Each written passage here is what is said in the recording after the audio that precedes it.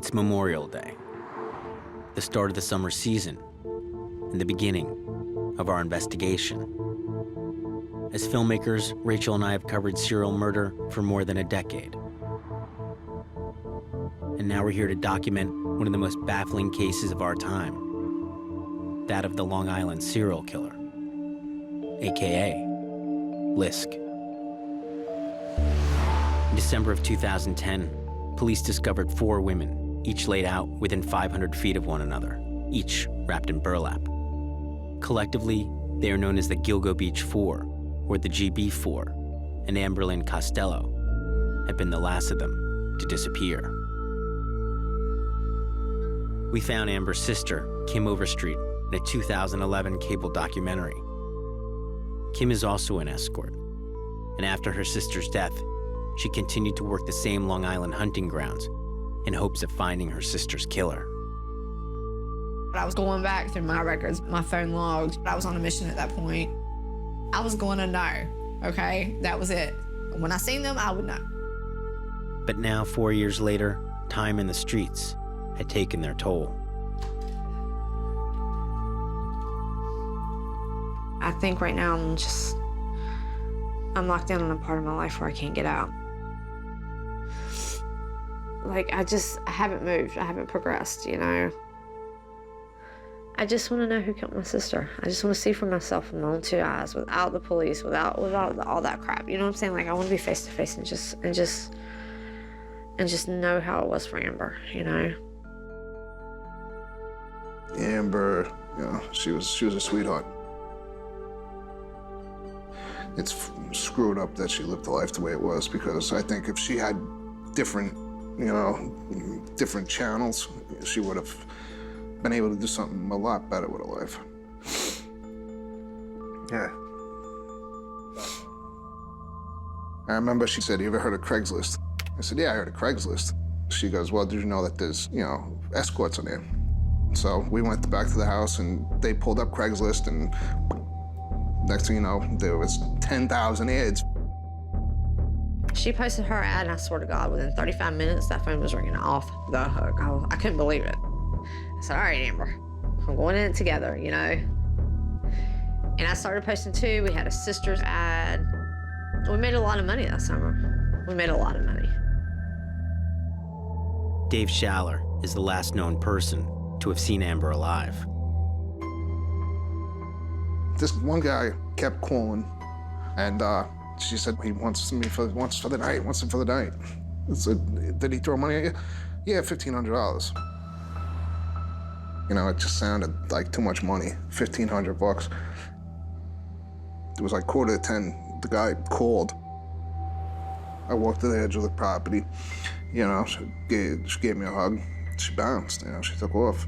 You know, and all I had to do was walk like another 10 feet, and I would have seen this guy's car. Like 10 more feet. That's the thing that f***s me up. 10 feet. I could have seen a license plate or something. You know, 10 feet. Killed that girl. Really did. Up.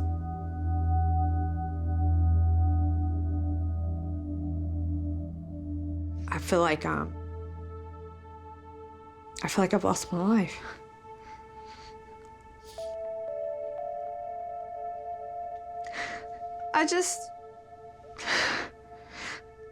I have no reason to do anything, you know? I just do whatever I have to at that moment, you know? I live moment to moment right now. I don't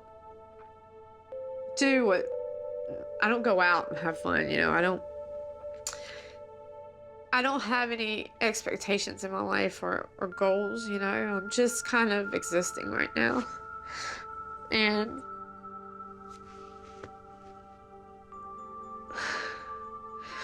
I just don't know if I'm gonna ever be able to come back from this, you know? For Kim, it was the unanswered questions that seemed to cut the deepest. And any answer, no matter how small, might just save her. Maybe that's where we came in. Chances are she wasn't gonna find her sister's killer. But maybe we could, or at least we could try. Where should we go find him? Where should That's we a good look? question. Where should we look? On Backpage. Same way he finds us. In the advertisements, men for women. So you think this guy's on there? Absolutely. Every day. Every day. Learning that LISK was probably still out there, and that he had contacted 4 of his victims through sites like Craigslist and Backpage. This was posted less than an hour ago. It was sobering to find so many women still soliciting online, Hicksville, Garden City, Melville, Farmingdale. right in the killer's hunting grounds. Didn't they know LISK was probably trolling for his next victim? Or maybe they did, and the allure of easy money or living wage was just too great. The women of Gilgo Beach, the women who were targeted by this killer, were representing something new out there in the world of prostitution. The internet has become an option for people whose options are dwindling in America. You've got a situation now where you could work at Dunkin' Donuts or Walmart for 3 weeks, or you could work for one night on Craigslist and make the same amount of money. The internet lowered the barrier to entry. It's just too easy to put a little post on the internet, put your cell number on it, and then a few seconds later the phone rings. We wanted to reach out to these women, to hear their stories, and to see if they knew the dangers they were facing. Basically, we want to talk to you about how you try and stay safe. Yeah? Finally, an escort calling herself Super has agreed to meet with us. But in addition to the fee for her interview, Super has also requested that we act as her driver for the week. There's a lot of legalities. You could go to prison for just driving me. Really? Yep. Is this the right place? Yes.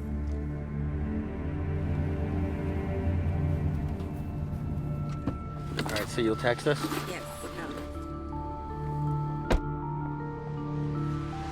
When I go in, I text somebody, let them know how long. So they expect I haven't heard from you in an hour, something's up.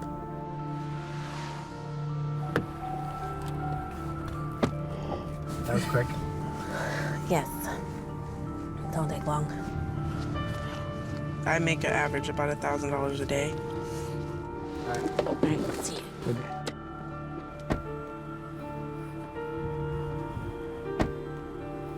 And I always make sure the person's alone, the room's in their name. Just little details. Hello? Good, how are you? Oh, I'm sorry, I don't do that. Yeah. Exit 63. All right, okay. This place is pretty far. We're your driver. Just tell us where to go. All right.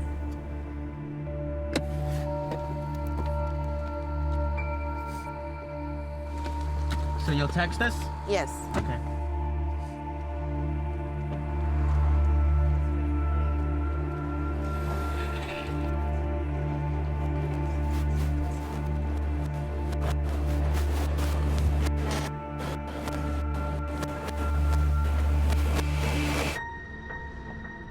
See, we should text her. I did text her. Nothing? Straight to voicemail. This is an hour appointment. Yes, It's been more than an hour. I understand that. What do you want to do? You should go in there. Did he even remember her? No sign, no text, no nothing. Put the camera down for a second. I'm not the one making you feel crazy. You're not worried at all. I am worried, yes.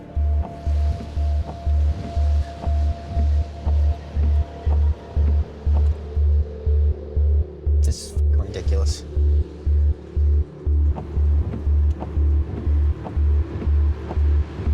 There she is. My fucking phone died. I had no charger, and this I want to take forever. Freaking out. I'm sorry. Maybe Rachel and I had let our fear get the better of us. Or maybe Super was just better at hiding the truth. That out here, Any decision she makes could be one of life or death. And her next client might very well be her last. There are thousands of missing persons in our country. You don't have law enforcement agencies working together. There is nobody trying to connect the dots. I am aware of other serial killers that I do know personally. Are any of these guys still out there? Yes, ma'am.